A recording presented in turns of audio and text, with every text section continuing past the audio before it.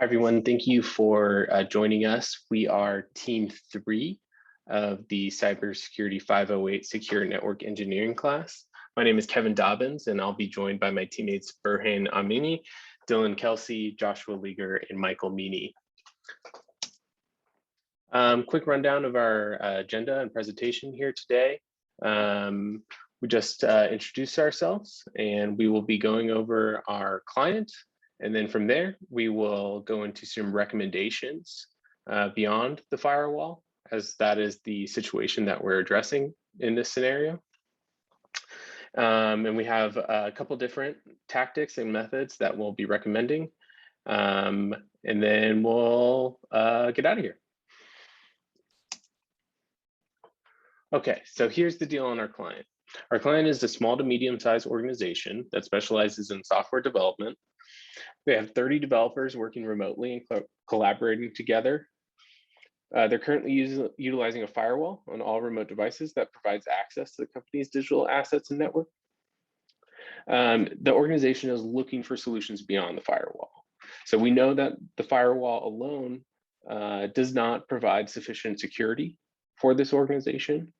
And we are going to be exploring ideas beyond the firewall to provide enhanced security and security at depth and diversity of security for this organization. And this is the case because firewalls often fail to provide the protection necessary in a modern network. One reason why this happens is because the firewall rules are predetermined and preset. And therefore, if a hacker were to gain access through an authorized application or protocol or port, then they're in the system. There's really no further defenses if all we're using is a firewall. But luckily for you, we have some great recommendations. And the first one that we're going to recommend is security awareness training. So security awareness and social engineering training is used by organizations to recognize and react to cybersecurity threats, as well as create a culture of cybersecurity awareness and collective goals within the organization. Over 90% of breaches occur due to some sort of phishing or lack of awareness about social engineering and the risks that are there.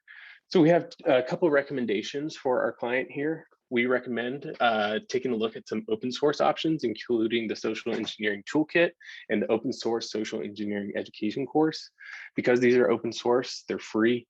Your IT folks can dive in today and take a look at some of the great resources available and trainings available here. Because of the low cost that you can get from a professional cybersecurity awareness training service like ESET, we recommend that you pursue that.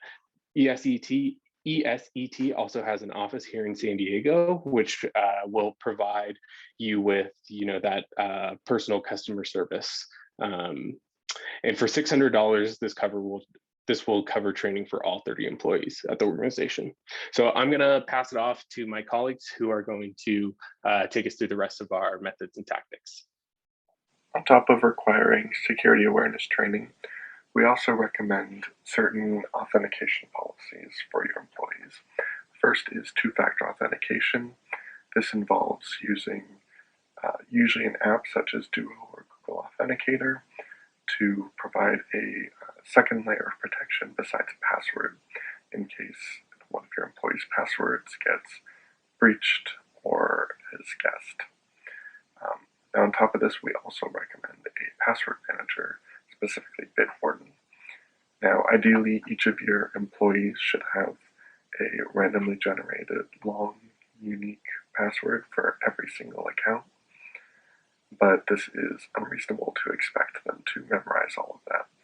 So we recommend having a password manager, so each employee just needs to have a master password and there's two-factor authentication token, and then they have easy access to their differing passwords. This will greatly increase your security and also make it easier on your employees. We recommend Bitwarden because it is open source and highly audited, and it starts with a free tier that you can always upgrade to get better support and features.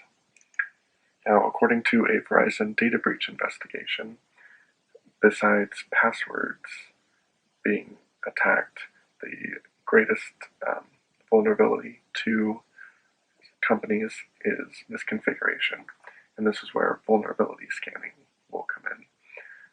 Vulnerability scanning can look at your various hosts. It can find unpatched, misconfigured software, default credentials. It can even perform certain attacks, such as denial of service, to make sure that your software is able to handle it. Now, it's not a guarantee that your code is bug-free, but it'll eliminate all of the low-hanging fruit that could be used to penetrate your system.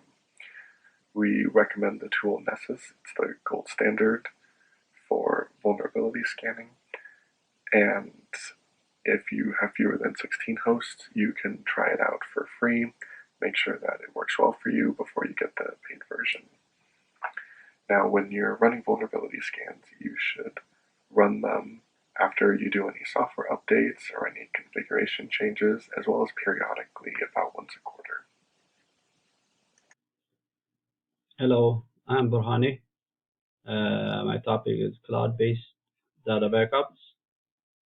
What is cloud-based data backup? It is a comprehensive cloud storage. It gives your client a peace of mind knowing your client asset is safe in a cloud storage. You can instantly update copies from all office locations. Imagine what would you do if your client data is missing tomorrow? Back up your client information using Amazon AWS Cloud Backup System.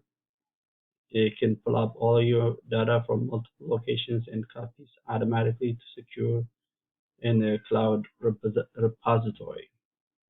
The only thing is you might have to create a service level agreement with a vendor of your choice. It can also satisfy state and federal regulatory privacy compliance, storing and protecting personal identifiable information of your client. It guarantees to use the secure VPN and other encryption methodologies during transition and data at rest. It is also cost effective, so why wait to migrate your data to the cloud? Thank you. Hello, I'm Mike Meaney from Team 3, and I will be covering how we will be implementing incident detection and intrusion prevention systems for the client.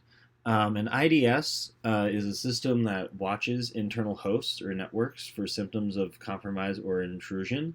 This works very much in the way that a burglar alarm works. An intrusion occurs, the IDS detects it, and then it logs or alerts the administrator of the intrusion. An IPS is slightly different, where it's a system that detects attempts at intrusion and then acts upon them. It could, again, send an alert, log it. It also has the ability as an IPS to contain the threat, route it to a black hole subnet. This works more like a mousetrap, where the intrusion occurs, and then the mechanism is actually able to perform an action on it. There are open source and closed source solutions for IPS and IDS solutions. In the open source categories, there's Snort and Suricata. You must provide your own hardware for these to work on. And then there are the commercial solutions, which are ready to go turnkey solutions. You just unbox and configure. That for a small size business, we would recommend going with either Ubiquiti Networks Dream Machine or pfSense's Netgate 6100.